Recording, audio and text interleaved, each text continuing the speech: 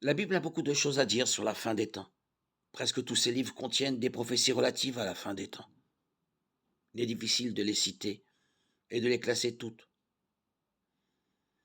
Christ ôtera de la terre tous les croyants nés de nouveau à l'occasion d'un événement connu sous le nom d'enlèvement de l'Église. 1 Thessaloniciens 4, 13, 18. 1 Corinthiens 15, 51, 54. Devant le trône de jugement de Christ, ces croyants recevront une récompense pour leurs bonnes œuvres et leur service fidèle au cours de leur vie sur terre ou perdront ces récompenses, mais pas la vie éternelle à cause de leur manque de service et d'obéissance. 1 Corinthiens 3, 11. 2 Corinthiens 5, 10.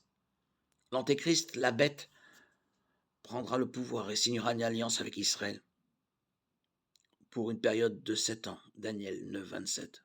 Connu sous le nom de tribulation. Pendant la tribulation, il y aura des guerres, des famines, des plaies, des catastrophes naturelles terribles. Dieu déversera sa colère contre le péché, le mal et la méchanceté. La tribulation inclura l'avènement des 4 cavaliers de l'Apocalypse et les jugements des 7 sceaux, des 7 trompettes et des 7 coupes.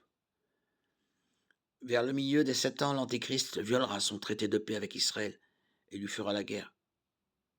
Il commettra l'abominable dévastation et établira une image de lui-même dans le temple de Jérusalem pour qu'elle soit adorée. Daniel 9, 27, 2 Thessaloniciens 2, 3, 10. La deuxième moitié de la tribulation est connue sous le nom de grande tribulation, Apocalypse 7, 4, ou de période d'angoisse pour Jacob, Jérémie 37.